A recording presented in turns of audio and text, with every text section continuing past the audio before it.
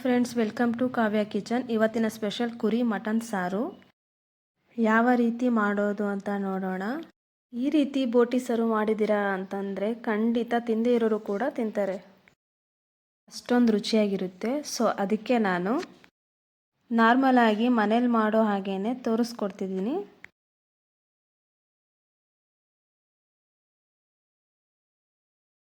ಖಂಡಿತ ನೀವು ಇದೇ ರೀತಿ ಮನೆಯಲ್ಲಿ ಟ್ರೈ ಮಾಡಿ ನೋಡಿ.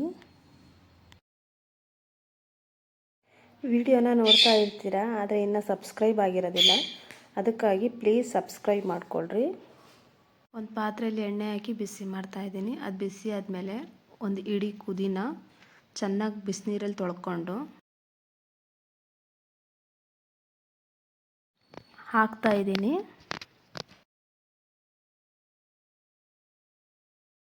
ಕುದಿನ ಹಸಿ ವಾಸನೆ ಹೋಗೋವರೆಗೂ ಎಣ್ಣೆಲಿ ಫ್ರೈ ಮಾಡ್ಕೊಂಡಿದ್ದೀನಿ. ಸ್ವಲ್ಪ ನೀರುಳ್ಳಿ ಹಾಕ್ತಾಯಿದ್ದೀನಿ.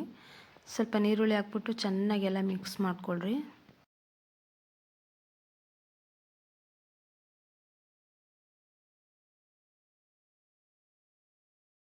ನೀರುಳ್ಳಿ ಹಾಕಿದ ಮೇಲೆ ಒಂದು ಸ್ಪೂನ್ ನಾನು ಶುಂಠಿ ಬೆಳ್ಳುಳ್ಳಿ ಪೇಸ್ಟ್ ಹಾಕ್ತಾಯಿದ್ದೀನಿ. ಅದನ್ನ ಹಾಕಿದ ಮೇಲೆ ನಾನಿಲ್ಲಿ 2 kg ಬೋಟಿಗೆ ಸ್ವಲ್ಪ ಅರಿಶಿನ, ಉಪ್ಪು ಎಲ್ಲ ಚೆನ್ನಾಗೆಲ್ಲ ಮಿಕ್ಸ್ ಮಾಡಿ ಇಟ್ಕೊಂಡಿದ್ದೆ. ಚೆನ್ನಾಗೆಲ್ಲ ನೆಂದಿದೆ. ಇವಾಗ ಹಾಕ್ತಾಯಿದ್ದೀನಿ. ದೇವರ ಹೆಸರಿನಲ್ಲಿ ಉಪವಾಸ ಮಾಡುವುದು ಸಾಧನೆಯಲ್ಲ, ತಂದೆ ತಾಯಿಯನ್ನು ಉಪವಾಸ ಇರದಂತೆ ನೋಡಿಕೊಳ್ಳುವುದು ಮಹಾ ಸಾಧನೆ. ನಾನು ಇದನ್ನು ಏನಕ್ಕೆ ಹೇಳ್ತಾ ಇದ್ದೀನಿ ಅಂದರೆ, ನಾವೆಷ್ಟು ಖುಷಿಯಾಗಿ ಅಡುಗೆ ಮಾಡ್ತೀವೋ ಊಟ ಮಾಡೋರು ಕೂಡ ಅಷ್ಟೇ ಖುಷಿಯಿಂದ ಊಟ ಮಾಡ್ತಾರೆ. ಸೊ ಅದಕ್ಕೆ ನೀವು ಕೂಡ ಇದೇ ರೀತಿ ಮಾಡಿ. ಮಟನ್ ಎಲ್ಲ ಹಾಕಿದ್ಮೇಲೆ ಚಮಚ ತಗೊಂಡ್ಬಿಟ್ಟು ಎಲ್ಲ ಚೆನ್ನಾಗಿ ಮಿಕ್ಸ್ ಮಾಡಿ, ಚೆನ್ನಾಗೆಲ್ಲ ಮಿಕ್ಸ್ ಮಾಡಿದ್ಮೇಲೆ ಸ್ವಲ್ಪ ಉಪ್ಪು ಹಾಕ್ರಿ. ಉಪ್ಪು ಹಾಕಿದ್ಮೇಲೆ ಒಂದು ಅರ್ಧ ಸ್ಪೂನ್ ಅರಿಶಿನ ಪುಡಿ ಹಾಕ್ಬಿಟ್ಟು ಚೆನ್ನಾಗೆಲ್ಲ ಮಿಕ್ಸ್ ಮಾಡಿ, ಚೆನ್ನಾಗೆಲ್ಲ ಮಿಕ್ಸ್ ಮಾಡಿದ್ಮೇಲೆ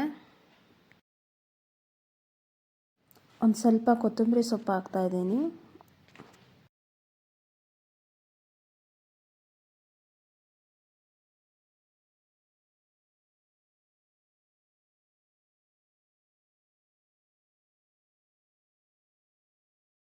ಒಂದು 10 ನಿಮಿಷ ಪ್ಲೇಟ್ ಮುಚ್ಚಿಬಿಟ್ಟು ಬೇಯಿಸಿದ್ದೆ ನಾನು.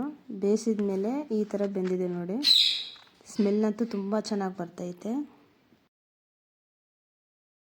ಇವಾಗ ಖಾರ ಹಾಕೋ ಟೈಮು. ಖಾರಕ್ಕೆ ಏನೆಲ್ಲ ಬೇಕು ಬರ್ರಿ ನೋಡ್ಕೊಳ್ಳೋಣ. ನೀರುಳ್ಳಿ, ಕಾಯಿ, ಬೆಳ್ಳುಳ್ಳಿ, ಶುಂಠಿ, ಚಕ್ಕೆ, ಲವಂಗ, ಏಲಕ್ಕಿ, ಸ್ವಲ್ಪ ಕೊತ್ತಂಬರಿ, ಟೊಮೊಟೊ, ಖಾರದ ಪುಡಿ, ಸಾಂಬಾರು ಪುಡಿ, ಅರಿಶಿನ ಪುಡಿ, ಇಷ್ಟನ್ನು ಎಲ್ಲ ಮಿಕ್ಸಿಗೆ ಹಾಕ್ಕೊಂಡು ರುಬ್ಕೊಳ್ಳೋಣ. ಮಿಕ್ಸಿಗೆಲ್ಲ ರುಬ್ಕೊಂಡಿದ್ದೀನಿ ನೋಡಿ. ಖಾರ ರುಬ್ಬಿರೋ ಮಸಾಲೆನ ಹಾಕ್ತಾಯಿದ್ದೀನಿ. ಮಸಾಲೆ ಹಾಕಿದ್ಮೇಲೆ ಚೆನ್ನಾಗೆಲ್ಲ ಮಿಕ್ಸ್ ಮಾಡ್ಕೊಳ್ರಿ. ಎಲ್ಲ ಗೂರಾಡಿದ್ಮೇಲೆ ನಿಮ್ಗೆ ಎಷ್ಟು ಬೇಕೋ ಅಷ್ಟು ಮಾತ್ರ ನೀರು ಹಾಕ್ಕೊಳ್ರಿ. ನಾನಿಲ್ಲಿ ನೀರು ಜಾಸ್ತಿ ಹಾಕೋಂತ ಇಲ್ಲ, ಒಂದು ಸ್ವಲ್ಪ 1-2 ಲೋಟದಷ್ಟು ಹಾಕೊತಿದ್ದೀನಿ ಅಷ್ಟೇ ನಾನು.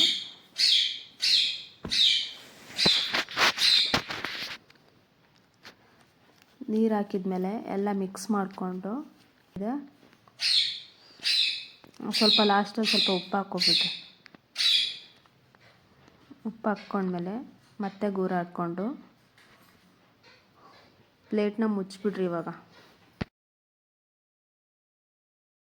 15 ನಿಮಿಷ ಕುದಿಸ್ತಾ ಇದ್ದೀನಿ. ಕುದಿಸಿದ್ಮೇಲೆ ನೋಡಿರಿ ಚೆನ್ನಾಗಿ ಕುದೀತಾ ಇದೆ.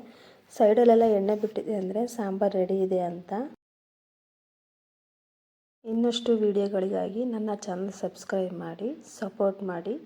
Thank you for watching.